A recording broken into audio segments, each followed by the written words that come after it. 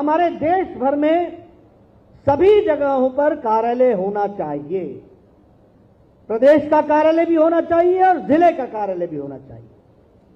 और मुझे खुशी है, मैं उन दिनों महामंत्री था, अमित शाह जी राष्ट्रीय अध्यक्ष थे, उन्होंने योजन किया कि हम देश के हर हेडक्वार्टर पर कार्यालय भी बनाएंगे और जिला हेडक्वार्टर भी कार्यालय बनाएंगे।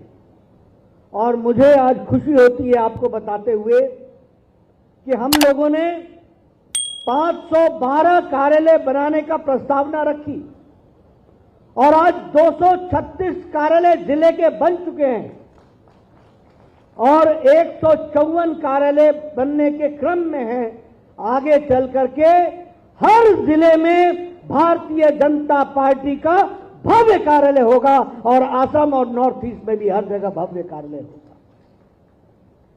जैसा कि अभी अमित भाई ने बताया आपको, ये कार्यालय कोई ऑफिस नहीं है,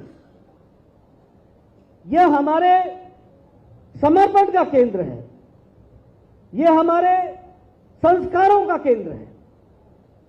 और मुझे खुशी है, मैं गया अमित भाई के साथ, अभी देखा हमने, ये आधुनिक सुविधाओं के साथ सुसज्जित कार्यालय है।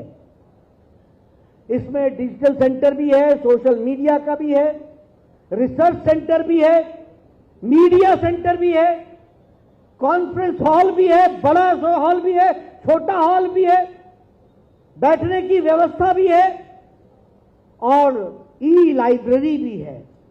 यानी कार्यकर्ता को अपने ज्ञान को बढ़ाने के लिए, अपने संस्कार को बढ़ाने के लिए, अपनी ताकत को बढ़ाने के लिए हर सुविधा इस कार्यालय में मुहैया कराई गई है। इसके लिए मैं विशेष करके आपको बधाई देता हूं।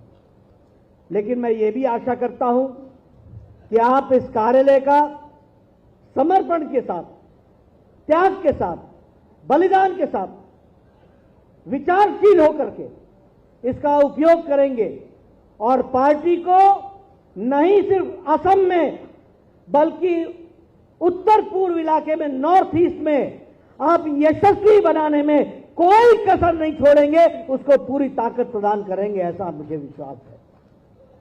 मित्रों, हमारे गृह मंत्री जी ने और अहमद भाई ने आपके सामने सारी बातें बहुत विस्तार से रखी हैं। मैं उसमें जोड़ना नहीं चाहता, कुछ जोड़ने को है भी नहीं, लेकिन एक बात मैं जरूर कहना चाहता हूं कि मित्रों, हमारी ही पार्टी अकेली पार्टी है जो विचारशील वैचारिक पार्टी है। हमारी ही पार्टी ऐसी है जो राष्ट्रीय पार्टी है और हमारी ही पार्टी ऐसी है जिसका काडर भी है और जिसको जनता का समर्थन भी है। ऐसी पार्टी है तो एकमात्र भारतीय जनता पार्टी है। और फिर मैं कहने के लिए नहीं कह रहा हूं, आज देश से राष्ट्रीय पार्टी और विचारशील पार्टी तो लुप्त हो चुकी है। कोई विचारशील पार्टी दिखती नहीं है। आप बताइए, इंडियन नेशनल कांग्रेस का कोई विचार रह गया है क्या? बताइए, कोई विचार रह गया है क्या? विचारशील पार्टी अगर कोई है और विचारों के प्रति समर्पित पार्टी है तो वो भारतीय जनता पार्टी है। और इस बात को मैं कह सकता हूं दावे से कि अगर 1951-52 में श्यामा प्रसाद मुखर्जी ने कहा एक देश में दो निशान, दो विधान, दो संविधान, दो प्रधान नहीं चलेंगे, तो 1953 में अगर उन्होंने बलिदान दिया तो 2019 को 5 अगस्त को प्रधानमंत्री मोदी जी ने और अमित शाह की रणनीति ने जम्मू कश्मीर में धारा 370 को धाराशाही कर दिया और एक विचार के साथ हम खड़े हो गए, एक देश में एक निशान, एक प्रधान, एक विधान। अगर मैं कहूं कि हमारे पंडित दीनदयाल उपाध्याय जी ने एकात्म मानववाद की रचना की और आर्थिक नीति दी, तो उसी को हमारी सरकारों ने अंत्योदय के नाम पर उसको पूरा करने का प्रयास किया और उसी सूत्र को लेकर के मोदी जी ने सबका साथ, सबका विकास, सबका विश्वास और सबका प्रयास के मंत्र को लेकर के आर्थिक नीति को नीचे गरीब, गांव, वंचित, पीड़ित, शोषित, दलित तक पहुंचाने का काम किया है। इसलिए हमारी ही अकेली पार्टी है जो विचारशील पार्टी है, जो वैचारिक पार्टी है, जो कैडर बेस्ड पार्टी है और जो मास फॉलोइंग के साथ पार्टी है। आज हमारे 302 एमपी हैं लोकसभा में, आज हमारे 92 से ज्यादा राज्यसभा में एमपी हैं, हमारे 1394 से ज्यादा विधायक हैं, हमारे 117 मेयर हैं और हमारे हजारों हजार वार्ड मेंबर और पंच प्रधान हैं। ये सबसे बड़ी पार्टी बनकर के खड़ी हुई। मित्रों, इसलिए कार्यकर्ता, कार्यक्रम, कार्यालय, कोष, ये सब के साथ युक्त होकर के कार्यक्रम को आगे बढ़ाना, ये हमारा उद्देश्य है। और मैं ये मानता हूं कि हम इसी उद्देश्य को लेकर के चले हैं। अभी गृह मंत्री जी ने आपको नॉर्थ ईस्ट की तस्वीर खींच करके बताई है कि कैसे एक समय में यह राज्य जो 4 देशों से घिरा हुआ था, मुसीबत में पड़ा था। देश का नेतृत्व कमजोर था, उसका ख्याल नहीं रख सक रहा था। लेकिन आज यही नॉर्थ ईस्ट, यही असम आज मुख्य धारा में शामिल है और विकास की प्रक्रिया में मुख्य रूप से आगे बढ़कर के आ रहा है। तो ये नॉर्थ ईस्ट आ रहा है, इसको हमको ध्यान रखना चाहिए। एक समय में ये बंद, ये कर्फ्यू, ये इंसर्जेंसी, ये बंद के साथ जाना जाने वाला प्रदेश था। आज ये शांति प्रिय प्रदेश है, आज ये विकासशील प्रदेश है। पार्टी के मजबूती के साथ साथ नॉर्थ ईस्ट के विकास में अपना योगदान पूरी तरीके से बढ़ाना है। नए नए आयामों का विकास हुआ है। कभी आपने सोचा था कि all India institute of medical sciences यहां गुवाहाटी में आएगा? कभी कल्पना की थी? अब 1 साल के अंदर वह भी आपको समर्पित होगा और आपके लिए नॉर्थ ईस्ट के लोगों को दिल्ली नहीं जाना पड़ेगा।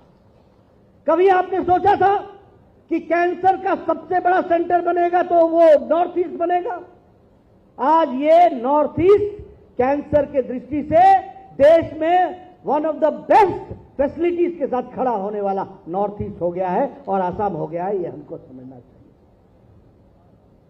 कनेक्टिविटी की दृष्टि से, नेशनल हाईवे की दृष्टि से, हर दृष्टि से एक बढ़ता हुआ आसाम, एक बढ़ता हुआ नॉर्थ ईस्ट हमको देखने को मिल रहा है। इसलिए मित्रों, मेरा आपसे एक ही निवेदन है। आज खुशी का समय है। मैं ज्यादा लंबा वक्तव्य नहीं देना चाहता हूं। अभी इसके बाद कार्यकर्ताओं के साथ मुलाकात भी है, उसमें हम लोग सारी बातें विस्तृत रूप से रखेंगे।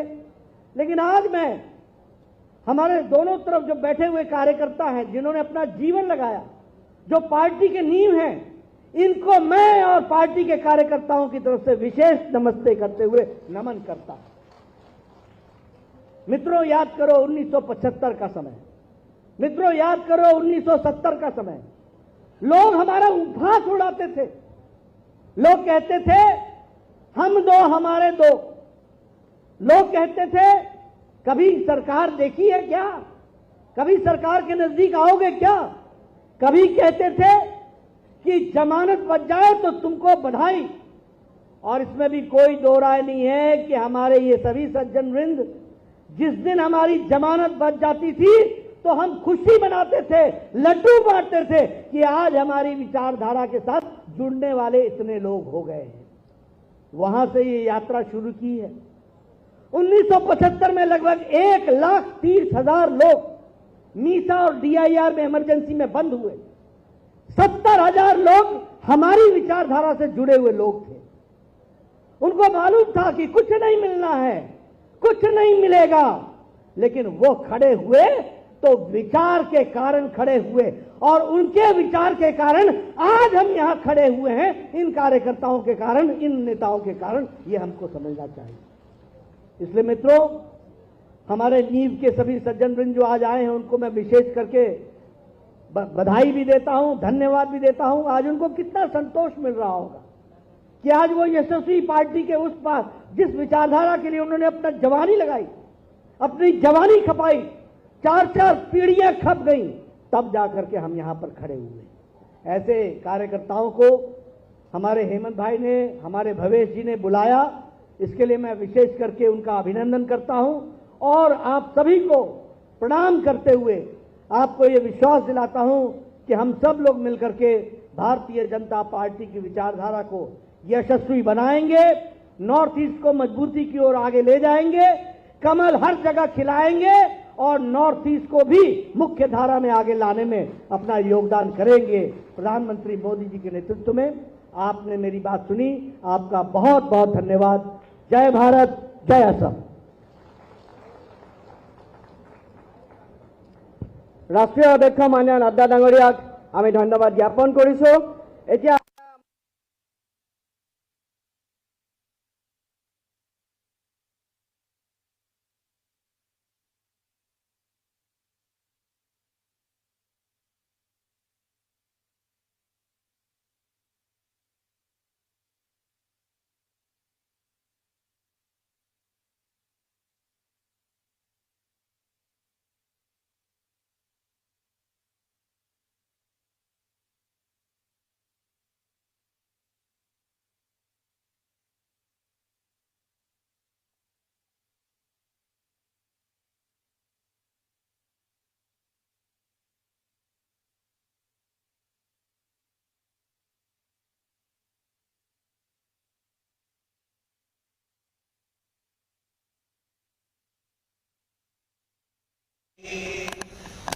शुभाशिष मागे